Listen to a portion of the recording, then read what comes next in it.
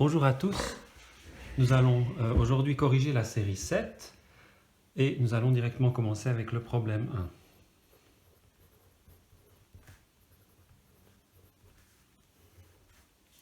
Dans ce problème, on va introduire la loi de Faraday et puis on va voir que cette loi nous dit que lorsqu'on a une variation de flux du champ magnétique à travers une surface qui est entourée par un circuit électrique, eh bien nous avons une tension qui est induite aux bornes de ce circuit.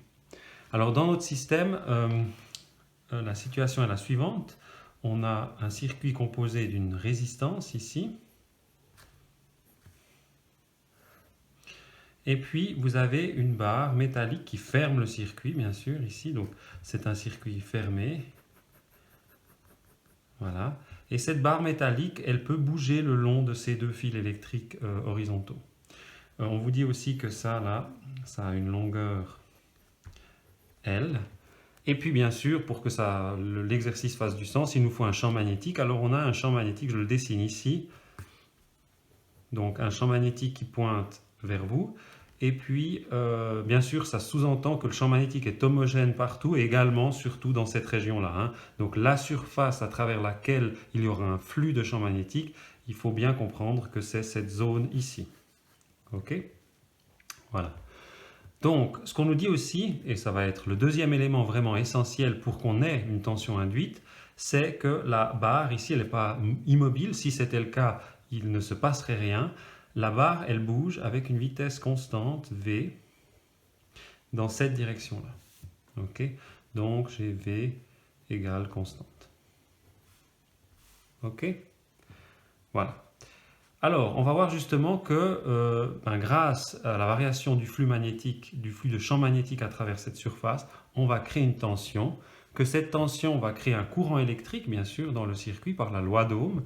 Et puis après, on aura dans la deuxième partie de l'exercice, on va voir que le fait d'avoir un courant électrique dans le circuit, c'est vraiment la deuxième partie de l'exercice, qui est un peu indépendant de la première, et bien on va voir que le fait qu'on a un courant là-dedans, eh bien ça crée une force de Laplace qui oblige la personne qui veut faire bouger cette barre avec cette vitesse constante à appliquer une force dans cette direction-là.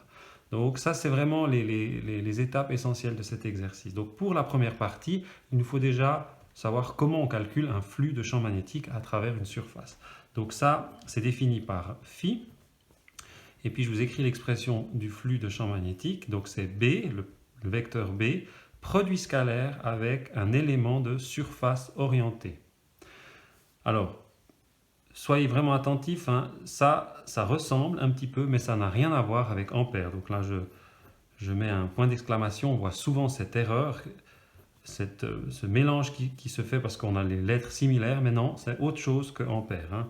Ampère, on a vu la dernière fois, c'était une intégrale le long d'un chemin, hein. Mais ici, c'est vraiment une surface. Ça, c'est un élément de surface orientée, hein. Élément de surface orientée. OK? Alors, un peu comme, enfin non pas un peu comme, exactement comme avec Gauss, la signification de ds, c'est justement donc un élément orienté, donc il y a un vecteur unitaire qui est associé à la surface, l'élément de surface infinitésimale. Ce vecteur est, donc on a n qui doit être perpendiculaire à la surface, ça c'est la définition, à la surface. Et la deuxième chose, c'est que c'est un vecteur unitaire, donc il a une longueur égale à 1. Voilà. Le sens choisi pour n va nous donner, on peut dire, l'orientation de la surface et plus précisément l'orientation au niveau des bords du sens positif ou négatif, par exemple justement pour le courant qui va circuler dans notre circuit. Alors, pour être un petit peu plus précis, en fait, on a deux choix pour n. Soit on fait un vecteur, donc on parle bien sûr de cette surface, hein, c'est ça notre surface orientée. Donc, on a le choix de prendre n qui pointe vers vous, ou alors n qui pointe dans la feuille. Alors moi, par exemple, je choisis n qui pointe vers vous. Donc, je choisis un vecteur n, ici, qui pointe dans votre direction et de longueur 1. Et bien sûr, ici, on a la surface, hein. Pour être encore plus précis, il faut dire que c'est une surface qui est fonction du temps, hein. On a une surface qui augmente avec le temps au fur et à mesure que je tire la barre ici.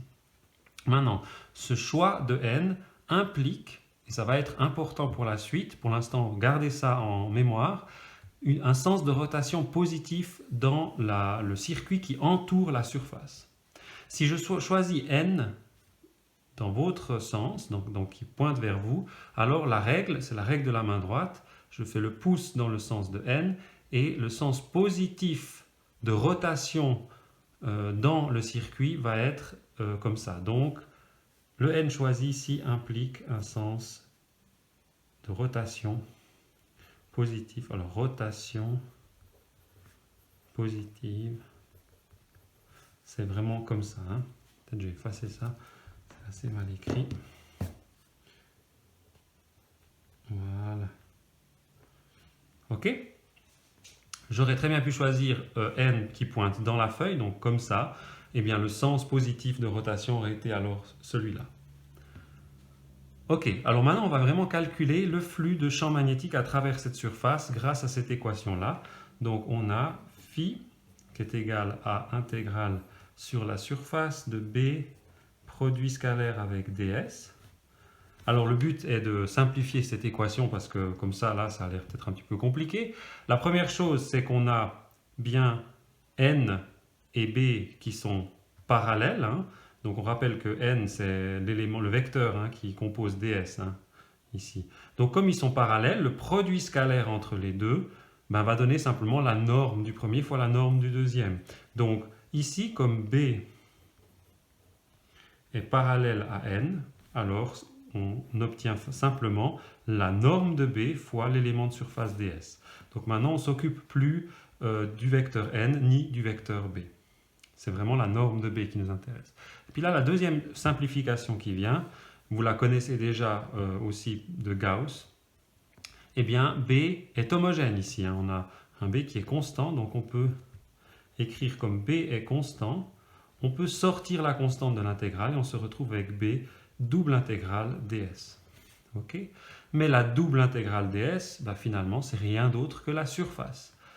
Okay. Donc c'est simplement B fois S. Et puis la surface, comme j'ai dit, c'est une surface qui est fonction du temps. Ok, alors maintenant, il faut juste encore trouver l'expression de la surface. C'est pas trop compliqué. Pourquoi? Parce qu'on a ici ben, un rectangle, hein, en fait, dont ici on pourrait dire la base x de t varie en fonction du temps, mais de manière assez simple, c'est juste du MRU. La vitesse étant constante ici, on a simplement une certaine position initiale plus vitesse fois temps. Okay. Donc on se retrouve avec, je vous laisse contrôler que c'est bien juste, que B fois la surface, c'est B fois L fois x de t, donc x0, un certain x0, plus V qui est constant, hein, je vous l'ai écrit avant ici, fois t. Ok. Voilà, donc ça c'est notre flux à travers la surface. Maintenant, on peut passer à Faraday, qui nous dit que, non pas le flux, mais la variation du flux implique une tension induite. Donc, on a la définition, elle nous dit que la variation du flux temporel, hein, donc la dérivée du flux par rapport au temps, c'est égal à moins U. Alors, on peut calculer cette dérivée, ce n'est pas une dérivée trop compliquée. BLx0, ça c'est une constante, donc la dérivée ça donne 0, mais BLVT ça donne la dérivée BLV simplement, donc on a BLV. Et là, on a l'interprétation du signe qui va être essentielle. Donc, si je réécris, on a U qui est égal à moins BLV. Si on veut numériquement, c'est moins 0,6 volts, si je ne me trompe. Voilà. Maintenant, comment interpréter une tension négative? Alors là, il faut revenir à la définition qu'on avait fait de n et comme conséquence, la rotation positive dans le circuit. Si on avait eu un U ici positif, ça aurait signifié que le courant induit par ce U, on va voir la valeur maintenant, mais le courant induit par ce U serait comme ça, donc dans ce sens-là. Or, maintenant, U, on a trouvé que c'était négatif. Étant donné notre définition de rotation positive, ça signifie que le courant induit va être dans ce sens-là. Maintenant, si on veut la valeur du courant, alors on utilise la loi d'Ohm. La loi d'Ohm, ça nous dit simplement que U est égal à RI ou que I est égal à U sur R, et puis ça me donne ici moins 24 milliampères. Et j'ai donc un courant négatif. Ça signifie qu'il circule, non pas dans ce sens-là, mais comme je viens de le dire, comme ça. Ça c'est I. Ok? Voilà, donc là on a résolu, ça c'est la partie A du problème, ça c'est la partie B du problème.